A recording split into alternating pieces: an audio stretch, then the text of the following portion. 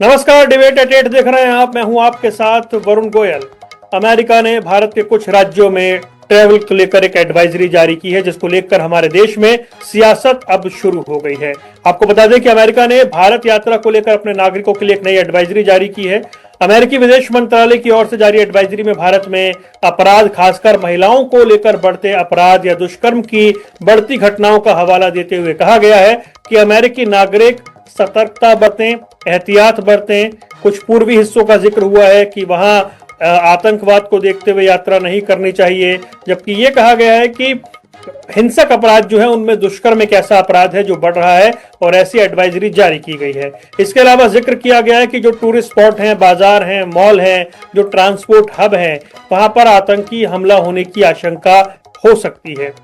America ने जो advisory जारी की है उसमें छत्तीसगढ़ का जिक्र है, उसमें झारखंड, बिहार की भी बात है, तेलंगाना की भी बात है।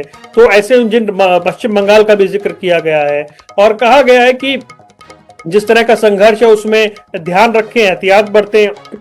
साथ ही एडवाइजरी में कहा गया है कि जो उनके कर्मचारी जो काम कर रहे हैं उनको झारखंड, छत्तीसगढ़, पश्चिम बंगाल, उड़ीसा में और महाराष्ट्र के पूर्वी हिस्से में यात्रा से पहले अनुमति लेनी होगी। महिलाओं को अकेले ट्रैवल ना करने की कुछ इलाकों में भी हिदायत दी गई है। इस पर अब जमकर राजनीति हो रही है। जो राजनीति है वो इस कदर है कि भूपेश बघेल जो छत्तीसगढ़ के पूर्व मुख्यमंत्री हैं, उन्होंने तीखा निशाना साधते हुए पूछा है कि क्या यही अमृतकाल है।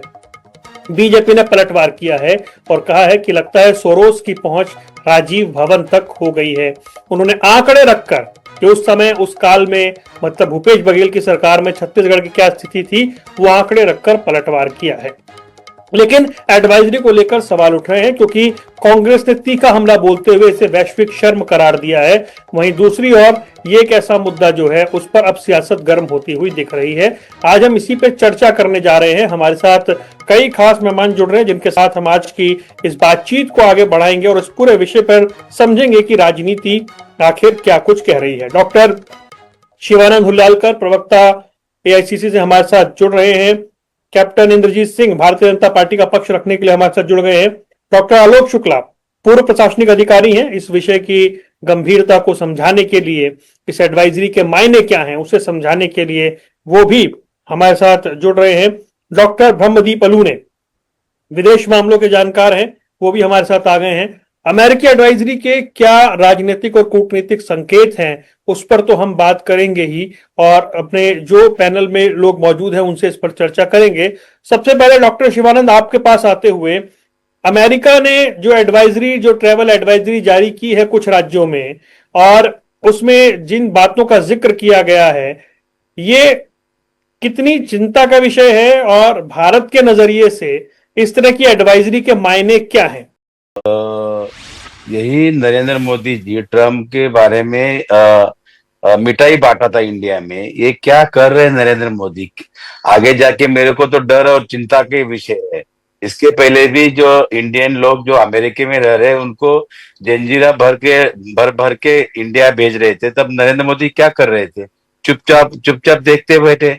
आज नेपाल जैसा छोटा सा स्टेट कंट्री, उन्होंने खुद का प्लेन भेज के उन्होंने लोगों को बुलाया, सम्मानित किया। और नरेंद्र मोदी जी क्या कर रहे हैं? तो इनका पॉलिसी गलत है। उन्होंने जिस तरह से मोदी सरकार के ऊपर जो जिम्मेदारी क्या है, और जयशंकर क्या करते हैं? सिर्फ जाके उनके बेटा अमेरिका में स्टेबल है, अपना दुकान चालू है। उसके बाद जो डोनाल्ड ट्रम्प बार बार बोल रहे हैं, इसके पहले भी सीजफायर मैंने करवाया और उस बारे में नरेंद्र मोदी और 40 पार्टी लेके चल रहे, उन्होंने कुछ भी बात नहीं रख रहे, कुछ भी क्लियर नहीं कर रहे। भारतीय लोग चिंतित है। मैं महाराष्ट्र से आता हूँ, महाराष्ट्र के पूर्व महाराष्ट्र के बारे में, उत्तर महाराष्ट्र के बारे में उन्होंने बात रखी है। छत्तीसगढ़, बिहार, झारखंड, कर्नाटका, आंध्र प्रदेश, ये गलत बात है। उन्होंने बोला है कि जम्मू कश्मीर जहां पहलगाम में अटैक हुआ उधर कोई भी अमेरिकन लोग नहीं जाना चाहिए। उन्होंने सीधा तरह से स्ट्रिक्ट कर दिया। तो नरेंद्र मोदी यही अराजकता, यही है मोदी और ट्रम्प का दोस्ती याराना। जिस तरह से ट्रम्प ने जो जो इंडिया के साथ गेम कर रहे हैं। इसके पहले उन्होंने जात भर भर के लोगों को बुलाया, नरेंद्र मोदी को, शपथ जी को, अमेरिका को नहीं बुलाया। उसके बाद इंडिया के लिए जो टेरिफ बढ़ाया, एक्सपोर्ट इंपोर्ट पे उन्होंने रूल्स एंड रेगुलेशन लेके आया और पूरी तरह से भारत के ऊपर ये हो रहे। दूसरी बात, अदानी को, एयरपोर्ट अदानी को दिया, फोर्ट भी अदानी को दिया। इतना बड़ा मायने में ड्रग्स पकड़ा गया, आज तक उस बारे में जांच नहीं हो रहे।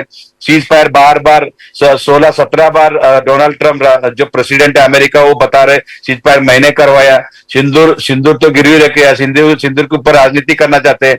यही जम्मू कश्मीर में अटैक हुआ, हमारे देश के पंद्रह, मेरा भी प्राइम मिनिस्टर, मेरे को सार्थ अभिमान है और रिस्पेक्ट है, लेकिन नरेंद्र मोदी जी जम्मू कश्मीर नहीं गए, जाके डायरेक्टली बिहार में जाके प्रचार करने गए।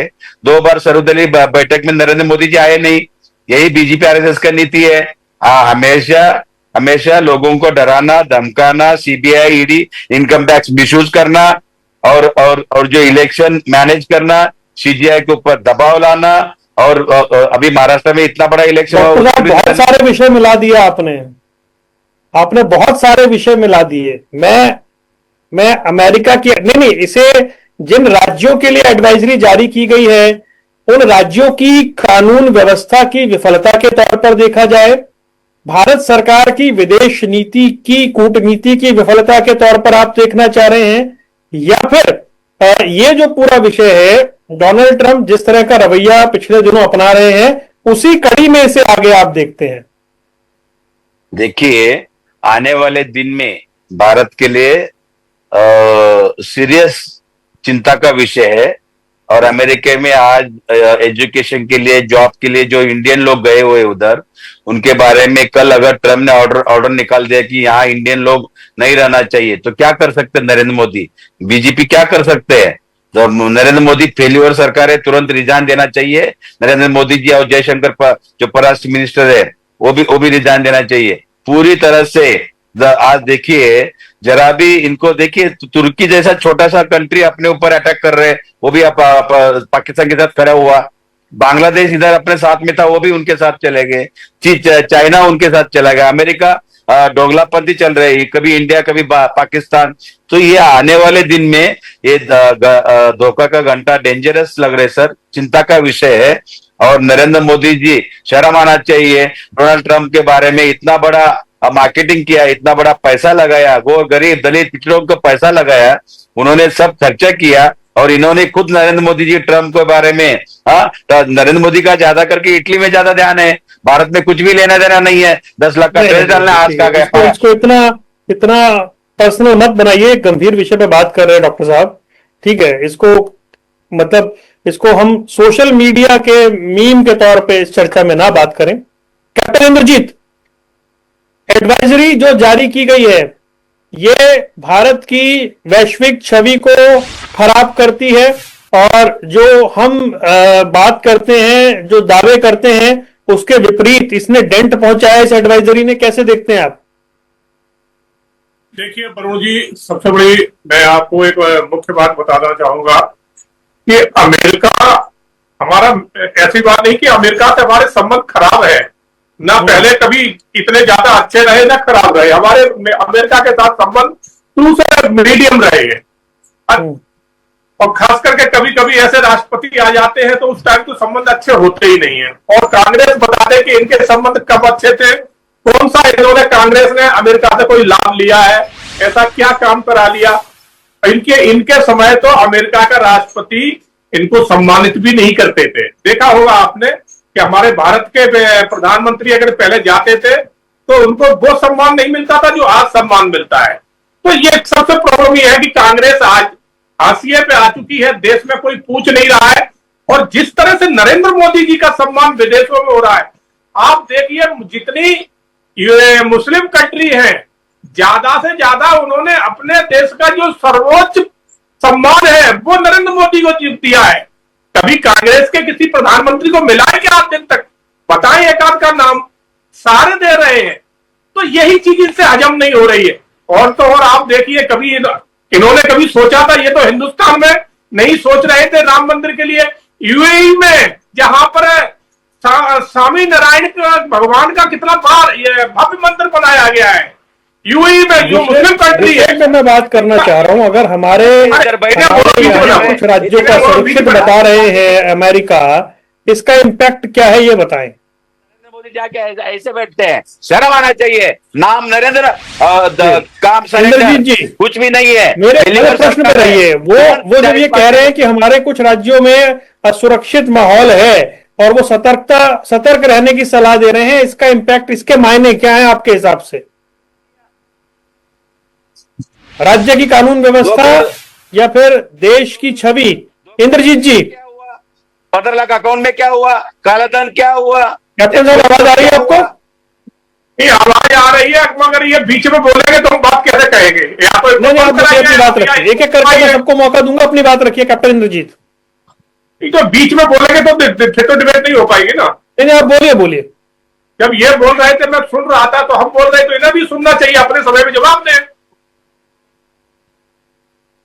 बिल्कुल जो है, जहां अगर कोई इस तरह के किसी प्रांत में कोई अगर दिक्कत है, कोई प्रॉब्लम है, तो उसके ऊपर एडवाइजरी करना कोई गलत नहीं है, ठीक है।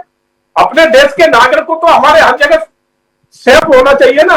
हम अपने नागरिकों को तो कहीं इस तरह से नहीं छोड़ सकते। और ईरान और इसका इजराइल का युद्ध चल रहा है, जब वहां हमारे नागरिक फंसे तो देखिए अब कितने सकुशल उनको निकाल के लाए। आज वो भी आज सब कह रहे हैं कि मोदी सरकार है इसलिए हम सुरक्षित आ गए, और बोले हमें जो सुविधा इतनी जल्दी मिली, इतनी बोले हमें उम्मीद नहीं थी। तो आज हमारे देश के नागरिक भरोसा कर रहे, विदेशी भरोसा कर रहे, मगर कांग्रेस भरोसा नहीं कर रही है। क्योंकि कांग्रेस की आज सबसे बड़ी प्रॉब्लम यह है कि आज वो दिन ब दिन खत्म होते जा रहे हैं। उनके पास नेता कोई है नहीं, नीति है नहीं। नीति उनकी जोश सुरोस बनाता है, और नेता इनके पास है नहीं कोई। और नियत तो आप जानते ही हो कि कैसी है, भारत के प्रति हरदम जो है ना नकारात्मक सोच रही है कांग्रेस की। तो इसलिए आज कांग्रेस देख रही है कि देश में कुछ अच्छा हो रहा है। आज हमारे देश में इंफ्रास्ट्रक्चर कितने अच्छे चल रहे हैं, शिक्षा के क्षेत्र में हम आगे अग्रणी हैं, आज स्वास्थ्य के क्षेत्र में अग्रणी है। तो ये आपने देखा होगा कि जिस तरह से हमने भारत में रोडों का जाल बिछाया है, ये कभी सोच भी नहीं सकते थे। इसी तरह से हमने आज, इनके समय सिर्फ एक एम्स था, आज हमने 28 एम्स की नींव रख दी है। आपने भी बहुत सारे विषय मिला लिए। मतलब हो क्या रहा है कि विषय अमेरिका की एडवाइजरी है, तो शिवानंद साहब तो फिर वो सर्वदलीय मीटिंग और चुनाव पे चले गए, आप लोग चले गए, कितने एम्स बना दिए। विषय कुछ और है और उस विषय पे रहना चाहिए। एक बार मैं जरा जानकारों के पास होके फिर आपके पास आऊंगा शिवानंद जी, आता हूं आपके पास। जरा विदेश मामलों के जानकार है ब्रह्मदीप जी, उनसे समझ ले, फिर मैं आपके पास लौटता हूं। डॉक्टर ब्रह्मदीप अलूने, एडवाइजरी आमतौर पर जो देश हैं वो जारी किया करते हैं। बीते दिनों हमें याद है कि ऑस्ट्रेलिया में हमारे कुछ स्टूडेंट्स पर हमले हो रहे थे, तो हमने भी ऑस्ट्रेलिया में रह रहे अपने छात्रों के एडवाइजरी जारी की थी। ये जो अमेरिका की एडवाइजरी है, और जिसमें महिलाओं के प्रति बढ़ते अपराध का भी जिक्र किया गया है, माओवाद का भी जिक्र किया गया है, आतंकी घटना की आशंका का भी जिक्र किया गया है, इस एडवाइजरी से देश की छवि पर क्या इंपैक्ट पड़ा है, एक। और दूसरा ये कि अमेरिका की जो फिलहाल मौजूदा सरकार है, क्या उसकी सोच में भारत को लेकर कोई यू टर्न है क्या? देखिए वरुण जी, सबसे पहले तो ट्रंप की किसी बात को लेकर भारत की छवि पर असर पड़े ऐसा सोचना ठीक नहीं है। इसलिए कि जो ट्रंप रूस के जो राष्ट्रपति पुतिन, उनको शांति दूत बना सकते हैं, जो आसिम मुनीर को लेकर दावत पर बैठ सकते हैं, जो गजा के लोगों को वहां से हटाकर बड़े बड़े भवन बनाने के ख्वाब दुनिया को दिखा सकते हैं, जो यूक्रेन और रूस में यूक्रेन से सौदेबाजी करने का मन बना सकते हैं। तो वो ट्रंप कोई कदम उठाए तो मुझे लगता है कि उसको बहुत ज्यादा सीरियस लेने की जरूरत नहीं हो, तब जबकि भारत से ज्यादा अपराध तो अमेरिका में होते हैं।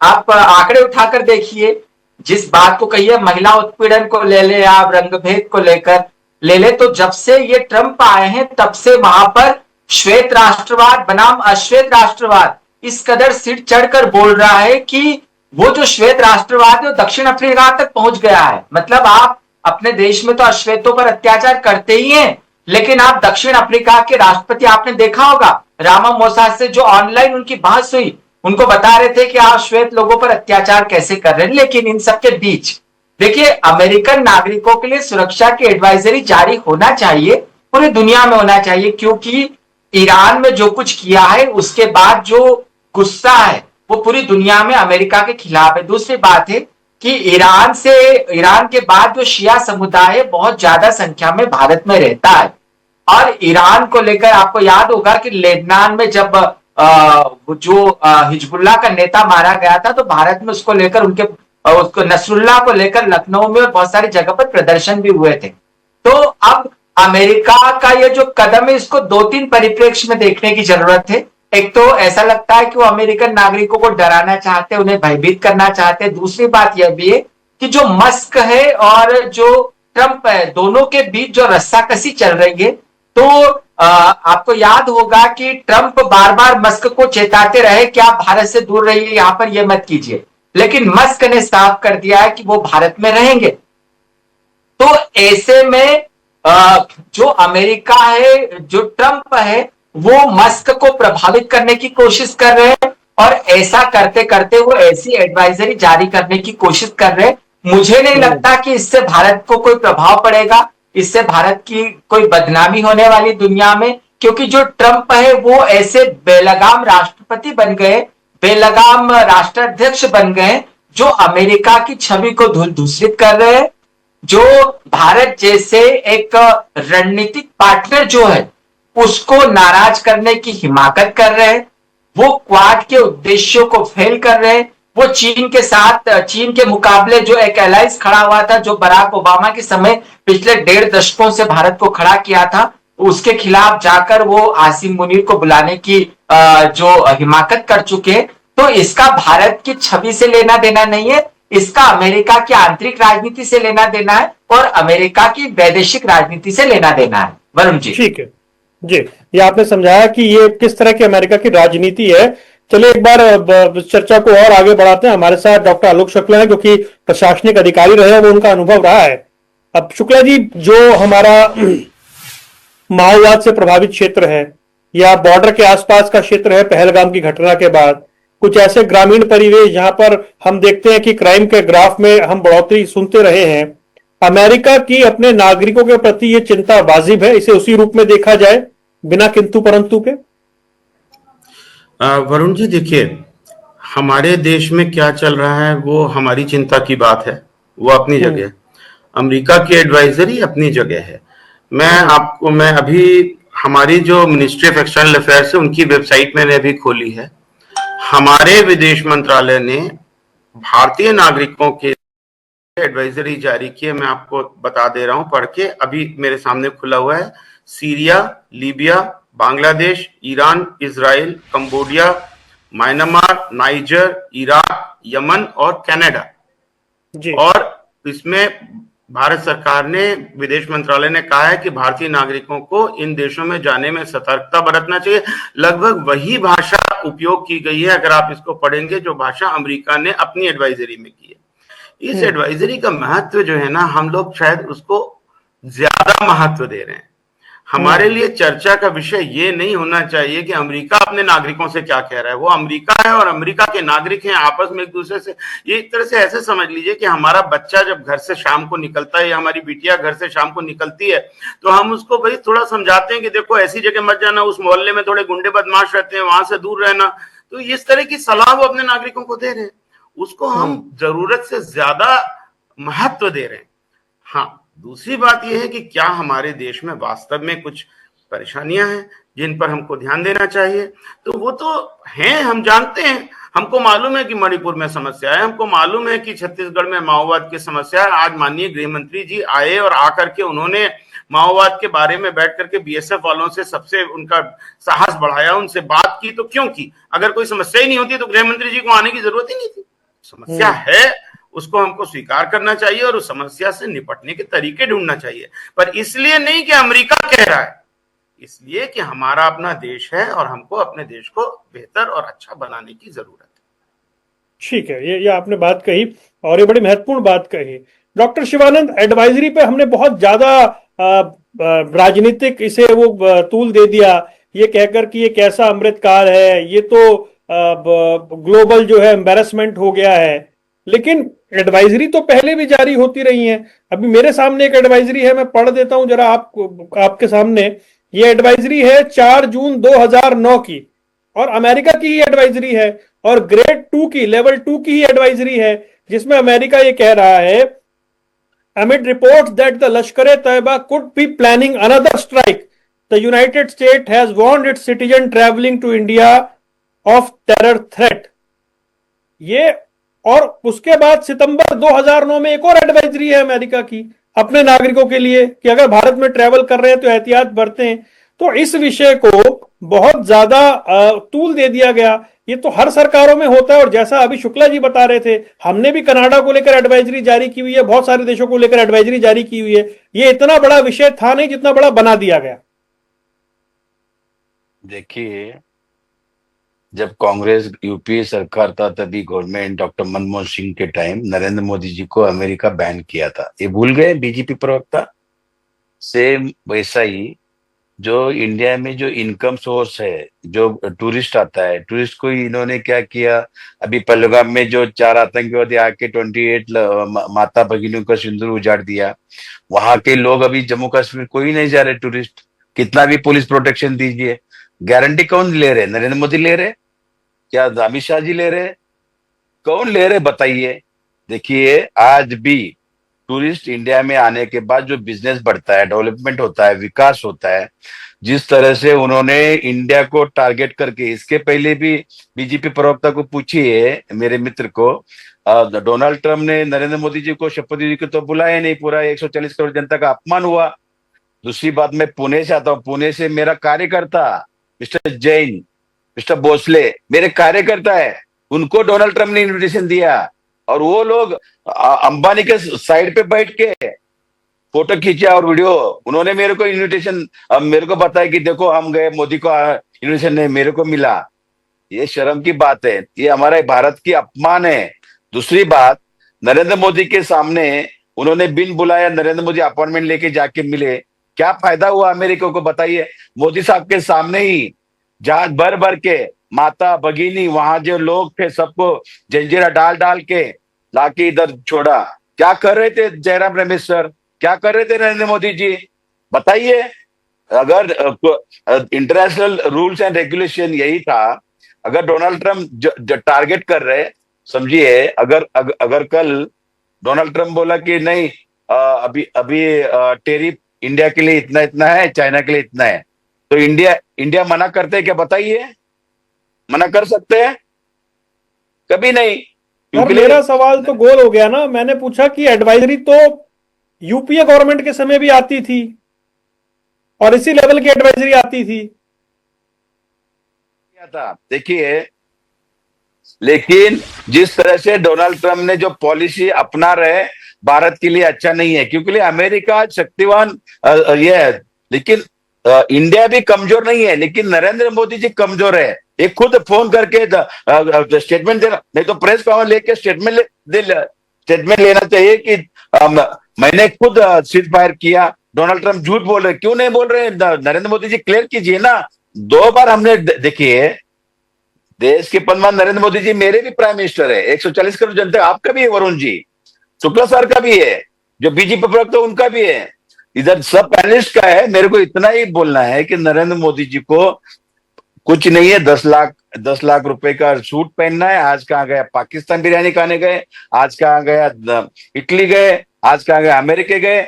भारत के लिए 10 साल में 2014 से लेके 2025 तक नरेंद्र मोदी जी, बीजेपी प्रवक्ता पूछिए, कौन सा इंटरनेशनल एक्सपोर्ट इंपोर्ट को पॉलिसी के क्या 5 बताइए, एक्सपोर्ट इंपोर्ट इंडिया के लिए क्या अच्छा हुआ है बताइए, पूछिए उनको। अगर चाइना को उन्होंने बैन किया, हाँ, इधर देखिए, जो भी है, अदानी को पोर्ट अदानी को दिया, एयरपोर्ट अदानी को दिया, तो एक्सपोर्ट इम्पोर्ट का पूरा कंट्रोल अदानी के हाथ में दिया। ऐसा गवर्नमेंट नहीं चलता है, ये पॉलिसी ठीक नहीं है। 2 लोग बेच रहे, 2 लोग ले रहे हैं। अदानी अंबानी ले रहे हैं। मुझे ऐसा लग रहा है तो मैं सवाल कुछ और कर रहा हूं। चलिए ठीक है सर, मैं आऊंगा शिवानंद जी, फिर I get back to you. मैं फिर आता हूं आपके पास, कैप्टन इंद्रजीत के पास चल रहे हैं। हम अमेरिका के सामने हमारी मौजूदा सरकार क्या कमजोर पड़ रही है, कमजोर दिख रही है? हम जब इस बातें करते हैं कि दुनिया में हमारा डंका बज रहा है, तो एक के बाद अमेरिका से चीजें हो रही हैं। अब हालांकि शुक्ला जी ने कहा एडवाइजरी इज एडवाइजरी, लेकिन राजनीति तो हो रही है ना। मतलब भूपेश बघेल खुलकर पूछ रहे हैं, क्या यह अमृतकाल है? देखिए वरुण जी, सबसे बड़ी बात यह है कि अमेरिका की एडवाइजरी को उनका अपना डिसीजन है, वो अपने नागरिक को कुछ भी कह सकते हैं। हम उसमें हस्तक्षेप करने वाले कौन होते हैं? उनके नागरिक, उनकी एडवाइजरी पहले भी वो करते रहे, आज भी कर रहे हैं, हमारा उनसे क्या लेना देना। मगर कांग्रेस इसमें राजनीति जरूर कर रही है। अब मैं आपको बताऊं कि इन्होंने कहा कि पहलगांव में किस तरह से पर्यटन को, हमारे को 4 आतंकवादी मार गए आके। अरे जनाब, हमारे टाइम अगर पहलगांव में वो मार के गए हैं तो हमने पाकिस्तान को नेस्त नाबूद कर दिया, इतना बड़ा अटैक किया है। और आपके टाइम में 26/11 हुआ था और सेना तैयार खड़ी थी, एयरफोर्स तैयार खड़ा था, मगर आपकी हिम्मत नहीं पड़ी थी जवाब देने की। आप जो कह रहे थे कि हम इस्लामिक कंट्री से अपने संबंध नहीं बिगाड़ना चाहते, इसलिए पाकिस्तान पर अटैक नहीं करेंगे। अरे सर्च करिए कांग्रेसियों, तुम्हें तो चुल्लू पानी में डूब के मर जाना चाहिए, जिस तरह से तुमने भारत को नीचा दिखाया है। इनके टाइम भारत में कोई ऐसा शहर नहीं था जिसमें अटैक ना होता हो। दिल्ली में बम ब्लास्ट, बंबई में बम ब्लास्ट, हैदराबाद में बम ब्लास्ट, तो गुजरात में बम ब्लास्ट, कहां बम ब्लास्ट नहीं होते थे? मगर कभी तुमने जवाब दिया एक बार भी मुड़ के? मगर हमारे यहां जब भी हुआ है, हमने पाकिस्तान को वो जवाब दिया है कि उन्हें घुटनों में ला दिया है। मगर ये बेशर्म लोग हैं, इनको शर्म नहीं आती। आज इनके पास नेता है नहीं, उसको एक उल्लू को लिए घूमते हैं और नरेंद्र मोदी जी को गाली दिखाते हैं। शर्म आना चाहिए ऐसे लोगों को। किसी नेता पर कोई ऐसी व्यक्तिगत टिप्पणी ना करे। कोई देश का प्रधानमंत्री है, कोई देश का नेता प्रतिपक्ष है, जनता चुनती है, तो शब्दों की मर्यादा सभी को रखनी चाहिए। देश के प्रधानमंत्री के लिए इस तरह के शब्द यूज कर सकते तो हम उल्लू को उल्लू क्यों नहीं कह सकते? नहीं प्लीज, मैं तो सभी आग्रह कर सकता हूं। आप प्रबुद्ध लोग हैं, जनता आपको सुन रही है, देख रही है, तो ना नेता प्रतिपक्ष के लिए ऐसे शब्द इस्तेमाल हो, ना प्रधानमंत्री के ऐसे शब्द इस्तेमाल हो, तो ज्यादा बेहतर रहता है। डॉक्टर ब्रह्मदीप अलू ने एडवाइजरी, क्योंकि शुक्ला जी ने ना बड़ा उसको एक तरीके से खोल दिया विषय को, ये एक रूटीन प्रक्रिया है, इसे सिर्फ इसी तौर पर देखना चाहिए, या इस एडवाइजरी पे भारत को थोड़ी चिंता जाहिर करनी चाहिए? इसे हम क्या एक कूटनीतिक दबाव बनाने का भी और के औजार के तौर पर देख सकते हैं अमेरिका की तरफ से? देखिए वरुण जी, जो एडवाइजरी है वो हमारे देश में इवन ये समझ लीजिए आप कि हम धारा 144 लगाते हैं किसी कॉलोनी में हमारे शहर की, हम एडवाइजरी जारी कर देते हैं कि वहां पर नहीं जाए। ये एक बेहद एक ऐसी चीज होती है जिसको बहुत सामान्य प्रक्रिया में लिया जाता है। लेकिन अमेरिका ने ये एडवाइजरी जारी की है, तो एडवाइजरी बहुत सामान्य प्रक्रिया के तहत इसलिए भी समझी जानी चाहिए क्योंकि आप देख लीजिए, माओवाद को दावे के साथ 2026 कहा था हमारे गृह मंत्री ने, और 2025 चल रहा है, माओवाद समाप्त हो गया है। कितने शातिर जो बहुत बड़े बड़े नक्सलवादी से उनको चुन चुन कर मार डाला गया, छत्तीसगढ़ में, झारखंड में समाप्त हो रहा है। तो एडवाइजरी को इसी प्रकार से लेना चाहिए, बहुत गंभीरता से लेना चाहिए, नहीं लेना चाहिए। लेकिन आपकी एक बात बहुत हकीकत के करीब लगती है कि अमेरिका जो है वो भारत पर दबाव बनाने की कोशिश कर सकता है। वो इसलिए भी हमको ऐसा स्वीकार करना चाहिए क्योंकि अमेरिका हमारा कभी मित्र रहा ही नहीं है। 1971 में हमारे खिलाफ उसने पाकिस्तान का साथ देने की कोशिश की। अभी ट्रंप जब पिछली बार जब आए थे तो एक तरफ भारत से दोस्ती का हाथ बढ़ा रहे थे, पाकिस्तान को आप सहायता दे रहे थे। तो पाकिस्तान जो है वो जिन्ना के समय से अमेरिका का दोस्त है, क्योंकि जिन्ना ने बहुत स्पष्ट कहा था पाकिस्तान का जब जन्म हुआ था कि साम्यवाद के खिलाफ हम आपके साथ रहेंगे। और साम्यवाद की लड़ाई जो थी अमेरिका और रूस की थी, और रूस जो है वो पाकिस्तान की सीमा से लगता हुआ देश है। तो पाकिस्तान को अमेरिका ने संसाधन की तरह उपयोग किया है और हमने कभी भी अमेरिका पर भरोसा नहीं किया, न कल किया था, न आज कर रहे, न भविष्य में हम करेंगे। और सबसे बड़ी बात है, इसका उदाहरण यह भी है कि जब ऑपरेशन सिंदूर के दौरान अमेरिका ने भारत पर दबाव बनाने की कोशिश की यूएन में भी इस बात पर चर्चा हुई कि पाकिस्तान पर कोई हमला नहीं करे। भारत ने हमला किया। भारत ने ऑपरेशन सिंदूर के तहत आतंकी ठिकानों को नष्ट किया। भारत ने अपने उद्देश्यों को पूरा किया। तो अमेरिकी दबाव अभी नहीं, हमेशा अमेरिका भारत पर दबाव बनाकर भारत की लोकतांत्रिक प्रक्रिया को प्रभावित करने की कोशिश करता है, भारत की सरकार को प्रभावित करने की कोशिश करता है। सीआईए जो है वो कई बार, जैसे आप सोचिए कि लिट्टे से सीआईए और मोसाद के संबंध भी सामने आ चुके हैं। मतलब आप दक्षिण के भारतीय राज्यों में भी सीआईए ने ऐसी कोशिशें की है। तो भारत में अस्थिरता फैलाने की अमेरिकन कोशिशें जो है वो पिछले कई दशकों से होती रही है। इस कारण से भारत की सरकारें भी सतर्क रहती है, भारतीय जो सभी सरकारें इवन सतर्क रहती है। और हमने कभी भी अमेरिका को बहुत मजबूत दोस्त हमारा नहीं माना है। यही कारण है कि अभी जब आसिम मुनीर को जब वहां पर दावत के लिए आमंत्रित किया तो प्रधानमंत्री मोदी ने बहुत स्पष्ट कहा कि मैं महाप्रभु के देश में मुझे आना था। तो अमेरिका की हैसियत भारत के लिए क्या है, इसको हमको समझना चाहिए। चूंकि हम एक लोकतांत्रिक देश है, हम एक धर्मनिरपेक्ष देश है और हम नीतियों पर चलने वाले देश है। तो अमेरिका से हमको किसी भी दबाव से प्रभावित होने की कोशिश नहीं करना चाहिए। यहाँ पर एक बात और मैं बोलना चाहूंगा कि जो अभी हमारे सभी दलों के जो नेता गए थे, इवन शशि थरूर, उन्होंने अमेरिका में कहा, अमेरिका में रहकर अमेरिका की आलोचना कर दी। तो अमेरिका की नीतियों के प्रति हमारे देश में एक मत है कि देश जो है वो पाकिस्तान के करीब है, भारत के करीब नहीं है। तो मुझे नहीं लगता कि इस पर कोई राजनीतिक बहस की जरूरत भी है। वरुण जी। ठीक है जी। आलोक शुक्ला जी, क्या मतलब आप प्रशासनिक अधिकारी रहे हैं, सर आ रहा हूं, तो जब इस तरह की एडवाइजरी, क्योंकि अमेरिका ने एक एडवाइजरी जारी की है, तो उसके बाद क्या हमारे कुछ जो सिक्योरिटी प्रोटोकॉल्स होते हैं उसमें कुछ बदलाव होता है? जिन राज्यों में आशंका जाहिर कर रहा है अमेरिका, उनमें अतिरिक्त सतर्कता बरती जाती है, कुछ इस तरह की व्यवस्था होती है क्या? और दूसरा मेरा सवाल, ऐसी एडवाइजरी आने के बाद अगर वो अपने नागरिकों को ऐसी एडवाइस दे रहा है तो क्या कुछ इंपैक्ट पड़ता है टूरिज्म पर या वहां के नागरिकों पर? वरुण जी, देखिए, पहली चीज तो ये कि हमारी नीतियां अमेरिका की एडवाइजरी से नहीं बनती। अमेरिका जो अपनी एडवाइजरी दे रहा है वो दे रहा है, और हमको अपने देश में क्या चल रहा है देख करके उसके हिसाब से अपनी नीति बनानी है। पर जो अभी पाकिस्तान की बात हो रही थी, मैंने अभी यूनाइटेड स्टेट्स की वेबसाइट खोली है। 7 मार्च 2025 को अमेरिका ने भारत के लिए तो लेवल 2 एडवाइजरी भी जारी की है, पाकिस्तान के लिए लेवल 3 एडवाइजरी जारी की है।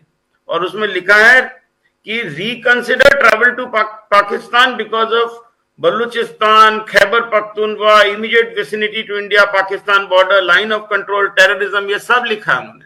तो वो कोई पाकिस्तान के लिए बड़ा अच्छा कह रहे हैं ऐसा नहीं है।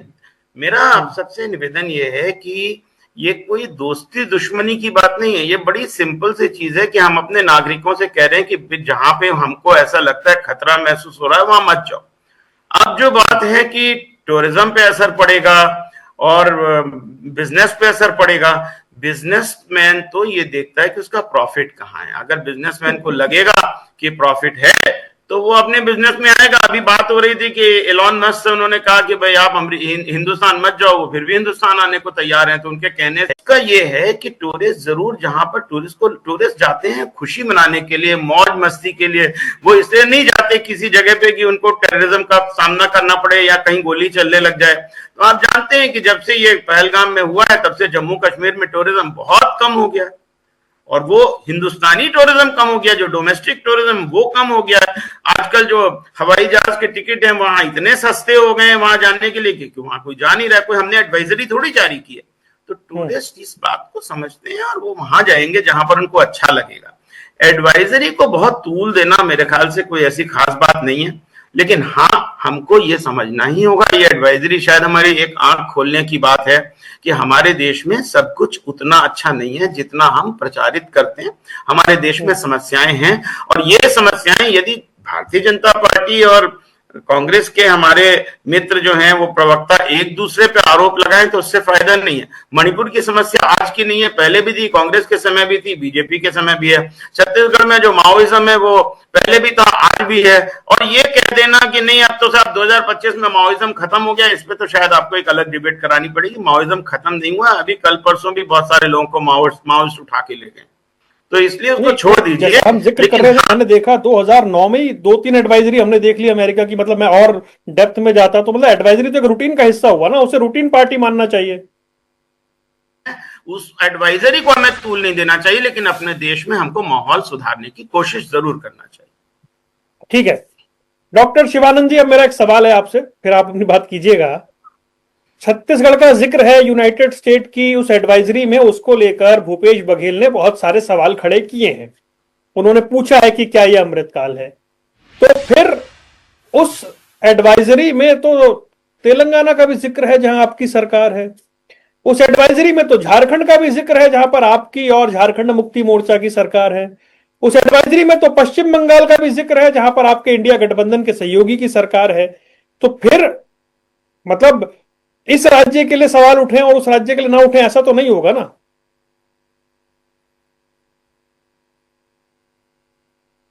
चलिए डॉक्टर शिवानंद जी, जैसे ही उन तक ऑडियो पहुंचे मुझे बताइएगा, और जैसे वापस कनेक्ट हो। तो ये एक गंभीर प्रश्न है और हम उनके पास लौटेंगे जैसे ही वो इस विषय पर बात करेंगे। तब तक एक बार कैप्टन इंद्रजीत सिंह के पास चल रहे हैं। कैप्टन साहब, ये जो पूरा विषय है, ये जो पूरा मामला है, ये इस लिहाज से कहीं चिंताजनक हो जाता है। और जैसा अभी हम बात कर रहे थे विदेश मामलों के जानकार डॉक्टर ब्रह्मदीप से, अगर अमेरिका की दबाव बनाने की कोशिश भी है, तो इस तरह की कोशिशें हो रही हैं, तो क्या हमें सिर्फ चुपचाप उन्हें देखना है? देखिए वरुण, सब बड़ी बात, अच्छी बात आपको बताना चाहूंगा कि अमेरिका की आदत है कुछ ना कुछ बोलना, भारत को अपने दबाव में लेना। मगर वो शायद अमेरिका ये भूल चुका है कि ये अब पहले वाली सरकार नहीं है, ये बदला हुआ भारत है कि पहले अमेरिका ने कुछ भी कह दिया और वो सरकारें मान लेती थी और उनका एजेंडा यहाँ चलता रहता था।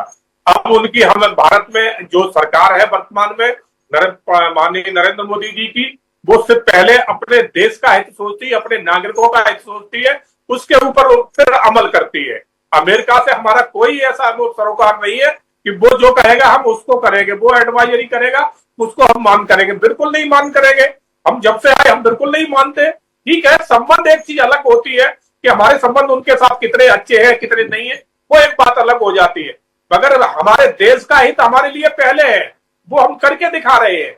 जिस तरह से अमेरिका ने जब कनाडा में G7 की जो मीटिंग चल रही थी, उसके जब मोदी जी वापस जाने लगे तो अमेरिका से फोन आया ट्रंप साहब का कि आप जो है ना आप यहाँ तक आए तो हमारे पास भी होके जाइए। मगर हमारे प्रधानमंत्री ने सीधा जवाब दिया कि हमें और हमारे हिंदुस्तान में बहुत जरूरी काम है, हमें पहले वो देखना है, आपके यहाँ आना जरूरी नहीं है। मगर अगर दबाव में होते तो उनके फोन पे दौड़े दौड़े चले जाते। तो इस बात को अमेरिका भी जानता है, डोनाल्ड ट्रंप भी जानते हैं कि भारत हमारे दबाव में आने वाला नहीं है। तो वो अपनी मनमानी कहानी है, कहते रहते हैं, उसके ऊपर हमारा कोई ऐसा अंकुश तो है नहीं। और रही बात इन्होंने जो बात करी नक्सलवाद की, नक्सलवाद 2014 से पहले देखा था आपने क्या कितना हाईलाइट था। 5 राज्यों में नक्सलवाद बुरी तरह से प्रभावित था, पूरा वहां से जनजीवन अस्त व्यस्त हो रहा था। और आज समिट के कहां रह गया है, थोड़ी सी जगह में रह गया है। आज ज्यादा से ज्यादा नक्सलवाद खत्म हो चुका है और जो कहा है कि 2026 तक खत्म कर देंगे तो खत्म कर देंगे। और भूपेश बघेल जो बात कर रहे हैं, क्या ये भूल गए जब ये मुख्यमंत्री थे तो क्या स्थिति थी छत्तीसगढ़ की? डेली बम ब्लास्ट होते थे, डेली वहां सुरक्षा कर्मी जो है ना मारे जाते थे। तो आज वो इसके ऊपर ज्ञान दे रहे। तो ये कांग्रेस है, कांग्रेस में और अमेरिका के ट्रम्प में कोई अंतर नहीं है, एक जैसी सोच है, झूठ बोलना और भाग जाना, बस ये इनका काम है। इससे ज्यादा और इनके पास और कुछ है नहीं। ठीक है डॉक्टर शिवानंद, आपने मेरा सवाल सुन लिया था, मैं दोहरा देता हूं कि अगर छत्तीसगढ़ का जिक्र होने पर भूपेश बघेल छत्तीसगढ़ सरकार पर सवाल उठा रहे हैं, तो फिर उस एडवाइजरी में तो तेलंगाना का भी जिक्र है, झारखंड का भी जिक्र है, पश्चिम बंगाल का भी जिक्र है। देखिए, बीजेपी मेरे मित्र कैप्टन साहब प्रवक्ता जी ने इतना जोर जोर से चिल्ला के ऐसे बात रख रहे हो कि इंडिया में सब कुछ ठीक है, ऐसा नहीं है। उन्होंने 26/11 का जो इश्यू उठाया उस बारे में वरुण जी मैं क्लियर करता हूँ। हमने 10 आतंकवादी आए थे, 9 का 9 मार दिया और एक कसाब को पकड़ के उसको फांसी दिया। ये भूल गए। और मेरे मेरे सके मामा शिवराज पाटिल चौकरकर होम मिनिस्टर थे, 26/11 का रिस्पॉन्सिबिलिटी लेके रिजाइन दिया, भूल गए। अभी पहलगाम में अटैक हुआ, 4 आतंकवादी आए, 28 महिलाओं को सिंदूर उजाड़ दिया, अमित शाह जी रिजाइन दिया। शर्म आना चाहिए। बीजेपी आरएसएस कूटनीति है, दिखाते एक करते एक। आप दूसरी बात, सौमिका सिंह और सोफिया कुरैशी जैसे फातिमा शेख और सावित्रीबाई फुले, ऐसे दोनों भी काम गर्व से है। मैं भारत माता की जय हो बोलता हूँ उनके बारे में। इनका ही कैबिनेट मंत्री, इनके दम है, नरेंद्र मोदी जी साहब के दम है, अमित शाह जी में गट्स है। आज विजय शाह को रिजाइन लेने के लिए बोली है। दूसरी बात, डिप्टी चीफ मिनिस्टर बोलते हैं पूरा आर्मी मोदी साहब के चरणों में। यही सर कूटनीति मेरा सवाल बीजेपी कहा गया डॉक्टर साहब, माय क्वेश्चन। अमेरिका में जिस तरह से नरेंद्र मोदी दोस्ती याराना ट्रम्प के साथ किया, उनका जो जयशंकर ने मोदी साहब को फंसा दिया, उधर कमला हैरिस चुन के आता है करके उन्होंने वायनाड के साथ में जाके उनकी बीबी को डायमंड की हार, डायमंड का अंगूठी दिया। और उधर से ट्रम्प को लगा कि मेरा दोस्त आ रहे, मेरा यार आ रहे, प्रेस कॉन्फ्रेंस रखा, मोदी साहब उनका फोन भी नहीं उठा, जाके ट्रम्प को मिला नहीं। वही पंगा नरेंद्र मोदी ने लिया और वही पंगा नरेंद्र मोदी को ये सब भुगतना पड़ रहे पे 140 करोड़ जनता को। और इस बारे में मोदी साहब का इस बारे में बीजेपी प्रवक्ता को पूछिए, जिस तरह से सर मेरे मोदी सवाल का साहब जवाब नहीं आया अभी तो। भेज रहे।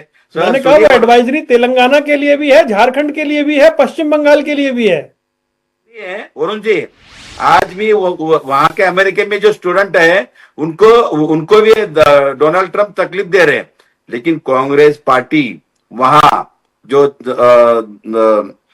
श्याम पीतोदर सर और पूरा टीम मिलके कोर्ट में जाके हमने स्टे लगवाया। वहां के बच्चों को जो पढ़ रहे बड़े बड़े एजुकेशन, एमबी हो या एमबीबीएस हो, डॉक्टरेट हो, कॉर्पोरेट लॉयर हो, बड़े बड़े वहां कोर्सेस कर रहे, हम जाके कोर्ट में जाके स्टे लगवाया, तभी वहां के स्टूडेंट और सेफ है। लेकिन ये नरेंद्र मोदी जी का गलती की वजह से 140 करोड़ जनता को भुगतना पड़ता है। बीजेपी प्रवक्ता कैप्टन साहब को पूछिए, उन्होंने डोनाल्ड ट्रंप ने बोला कि उत्तर महाराष्ट्र, पश्चिम बंगाल, छत्तीसगढ़, कर्नाटका, तेलंगाना, ये सब कुछ बोला है। इसका गारंटी मोदी साहब लेके मोदी साहब आंसर देना चाहिए, ट्रंप को बोलिए, बात कीजिए। अगर दोनों बैठ के अगर चर्चा होके डिस्कस होके अगर पॉजिटिव हुआ तो अच्छी बात है, अगर नहीं है तो रिजाइन दे दो और साइड हो जाओ। 140 करोड़ जनता नहीं 140 करोड़ जनता पूछ रहे और मोदी सरकार नहीं है ये 40 पार्टी लेके चलने वाली मोदी सरकार है, फेल्यूर सरकार है, फेंकू सरकार है। 2 करोड़ नौकरी का क्या हुआ भाई, कालाधन क्या हुआ? फिर बहुत सारे विषय ले आए आप, फिर वो लेके आएंगे कि हमने इतने एयरपोर्ट बनाए। रुक जाइए, क्योंकि सवाल का जवाब नहीं आ रहा, बाकी सारी बात हो जा रही है। ठीक है डॉक्टर ब्रह्मदीप अलूने, मुझे एक बात बताएं आप कि क्या ये असहजता का संकेत है भारत और अमेरिका के रिश्तों के बीच में इस तरह की जो एडवाइजरी आना? क्योंकि अब उसमें सब कुछ तो डाल दिया गया, उसमें माओवाद भी डाल दिया गया, उसमें आतंकवाद की आशंका भी जाहिर कर दी गई, उसमें महिलाओं के प्रति बढ़ते अपराध की बात भी कर दी गई। तो ये क्या थोड़ी सी एक अनकंफर्टेबल सिचुएशन की ओर बढ़ रहा है भारत अमेरिका के बीच का संबंध? देखिए वरुण जी, अमेरिका से हमारे संबंध सहज कभी रहे ही नहीं। चूंकि अमेरिका शीत युद्ध के बाद अमेरिका एकमात्र महाशक्ति बचा था, इस कारण से भारत ने उससे संबंध सामान्य करने की कोशिशें की, लेकिन अमेरिका हमारा कभी विश्वसनीय पार्टनर रहा ही नहीं है।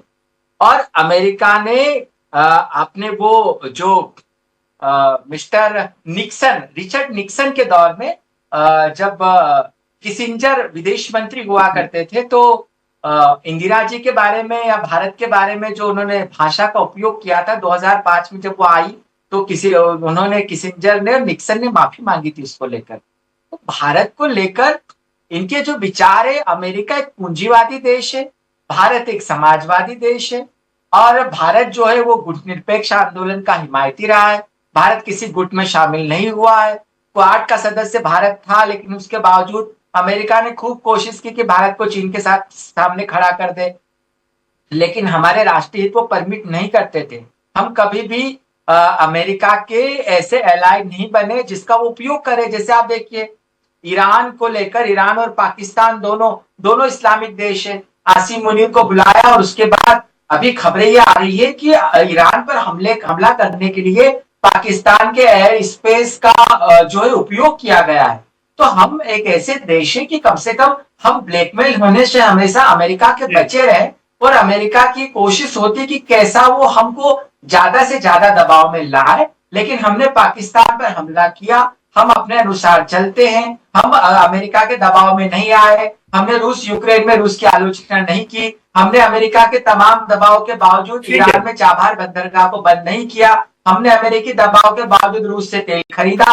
तो ये तो झगड़ा चलता रहता है, लेकिन दुनिया में भारत एक ऐसा अलहदा देश है जो कि हिंसक तरीके से नहीं, कड़े शब्दों में नहीं, लेकिन अमेरिका को बखूबी जवाब देता है। तो भारत और अमेरिका भारत जवाब देता है, लेकिन बड़ा प्रश्न यही है कि अमेरिका के दावे, उसकी विश्वसनीयता, उसके बाद उन दावों पर भारत में होती राजनीति कहां तक जाएगी। फिलहाल आप चारों मेहमानों को जुड़ने के लिए बहुत बहुत शुक्रिया। तो आज की बातचीत में हम ये समझने का प्रयास कर रहे थे कि अमेरिका की एडवाइजरी, उससे क्या भारत की विश्वसनीयता पर सवाल है सुरक्षा को लेकर, या अमेरिका के जिस तरह के बयान रोजाना आते हैं और बदलते हैं, उसकी कथनी और करनी में जो अंतर है वो उसके दावों पर सवाल खड़े करता है। रुकने कुछ देर के लिए खबरों का सिलसिला लगातार जारी।